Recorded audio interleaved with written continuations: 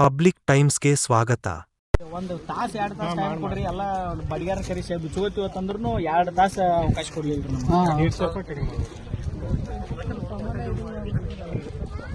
ನಾಲ್ಗಡೆ ಆಚೆ ಕಡೆ ಮುಂದೆ ಶೆಡ್ದನವರು ಬಿಚ್ಚಾಕ ತಕ್ಷಣ ಮ್ಯಾಲ ಹತ್ಯಾದ್ರಿ ಪಾಪ ರೀ. JCB ಬೆಳತಿ ಇಳಿ ಕೆಳಗೆ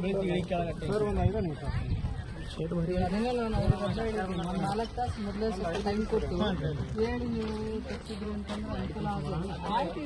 ಹಾಕೊಂಡಿದಾರಲ್ಲ ಅವ್ರಿಗೊಂದು ಇನ್ಫಾರ್ಮೇಶನ್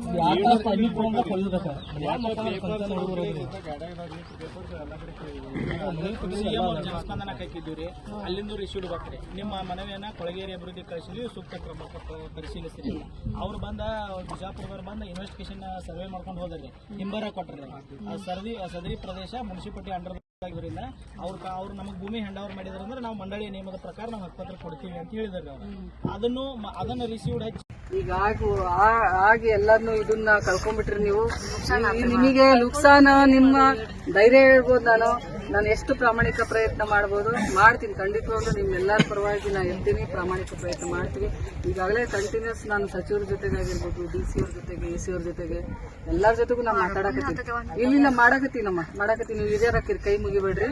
ನೀವಿನ ಆಶೀರ್ವಾದ ಮಾಡ್ರಿ, ಆದ್ರೆ ಕೈ ಮುಗಿಬೇಡ್ರಿ. ನೀವು ಯಾರು ಇರ್ಲಿ ಬಿಡ್ಲಿ, ನಾನ್ ನಿಮ್ ಜೊತೆ ಕೊನೆವರೆಗೂ ನಿಂದಿರ್ತೀನಿ. ಇದು ನನ್ನ ಮಾತು ಅಲ್ಲಲ್ಲ, ಇದು ನಮ್ಮ ಮಾತು. ನಾನ್ ಮಾತ್ರ ನಿಮಗೆ ಯಾರಿಗ್ ಮನೆ ಇಲ್ಲೋ ಅವರಿಗೆ ಪ್ರಾಮಾಣಿಕವಾಗಿ ಮನೆ ಕೊಡ್ಸೋವರೆಗೂ ಪ್ರಯತ್ನ ನಾನು ಬಿಡಲ್ಲ. ನಿಮ್ಗೆ ಆದ ತಕ್ಷಣ ನಾನು ದರಳಿದ್ದೆ. ಆ ಸುದ್ದಿ ನೋಡಿದ ತಕ್ಷಣ ಇಲ್ಲಿ ಬಂದು ನನಗೆ ಕೆಲಸ ಇಲ್ಲ, ನಾನು ಅಲ್ಲಿ ಸಚಿವರ ಹತ್ರ ಓಡಾಡಿ ಇಲ್ಲಿ ಏನೇನಾಗೈತಿ ವಾಸ್ತವಿಕತೆ ಸ್ಥಿತಿಗತಿಗಳನ್ನ ನಾನು ತಿಳಿಸ್ಬೇಕು ಅಂತ ಹೇಳಿ ಅವ್ರು 2 ದಿವಸ ಇರ್ಲಿಕ್ಕೆ ನಿಂತಿದ್ದು. ಅವ್ರಿಗೆಲ್ಲ ವಿಷಯ ತಿಳಿಸಿ ಅವ್ರ ಆಫೀಸಿಂದ ಈಗಾಗಲೇ ಕೆಲಸ ಸ್ಟಾರ್ಟ್ ಮಾಡ್ಯಾರ. ಅವರು ಎಲ್ಲ ಕೆಲಸ ಸ್ಟಾರ್ಟ್ ಮಾಡ್ಯಾರ. ಇದು ಏನೈತಿ ಕಟ್ಕೊಂಡಿರ್ತಾರೆ ಬಿಸಿಲಲ್ಲಿ ಇರ್ತಾರೆ, ನಾವ್ ಏನ್ ಮಾಡೋಣ ಮೇಡಮ್? ಎಲ್ಲಂತ ಹೋಗೋಣ್ರಿ? ಇವಾಗಿನ ಮಳಿ ಇಲ್ಲ, ಏನೆಲ್ಲ ನಡೀತ, ಮಳಿ ಬೆಳೆಯೋರು ಎಲ್ಲಿ ಹೋಗ್ಬೇಕ್ರಿ? ಈ ತರ ಮಕ್ಕಳ ಕಟ್ಕೊಂಡು ಏನ್ ಮಾಡ್ಬೇಕು ಹೇಳ್ರಿ ನೋಡೋಣ. ಎಲ್ಲ ತೆಗೆದು ಸಂಘ ತೆಗಿಸಿ ಸೆಟ್ ಬಡ್ಕೊಂಡ್ರಿ, ಎಲ್ಲ ಹಾಳು ಮಾಡೋಗುದು ಮೇಡಮ್. ಈಗ ನೋಡಿ, ಈಗ ಎಷ್ಟೀಗ 5 ದಿವಸ ಆಯ್ತು, ಯಾರು ಕೆಲಸ ಇಲ್ಲ, ಏನು ಇಲ್ಲ. ಅವ್ರು ತಮ್ಮಿಗಳು ಕೊಟ್ಟಿದ್ದನ್ನು ತಿನ್ನೋದು, ಶಾಲೆ ಹೋರಾಟ ಮಾಡೋದಾಗಿತ್ರಿ ನಮ್ದು.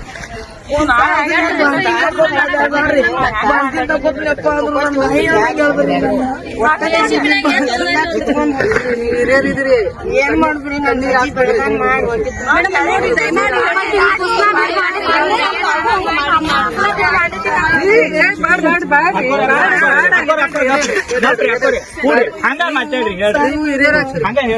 ಈಗ ಯಾರು ನಿಂತಿಲ್ಲ ಅಂತ ಹೇಳಿರಿ, ನಾನ್ ನಿಂತಿನೇ ಇಲ್ಲ.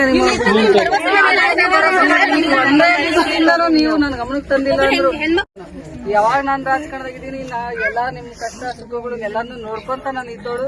ನೀವ್ ಹೇಳೋದೇ ಬೇಡ, ನೀವ್ ಹೇಳಿಲಿದ್ದಂಗೆ ನಾವು DC ಅವ್ರಿಗೆ AC ಅವರಿಗೆ ಅವತ್ತು ಫೋನ್ ಮಾಡಿ ಮನವಿ ಮಾಡ್ಕೊಂಡು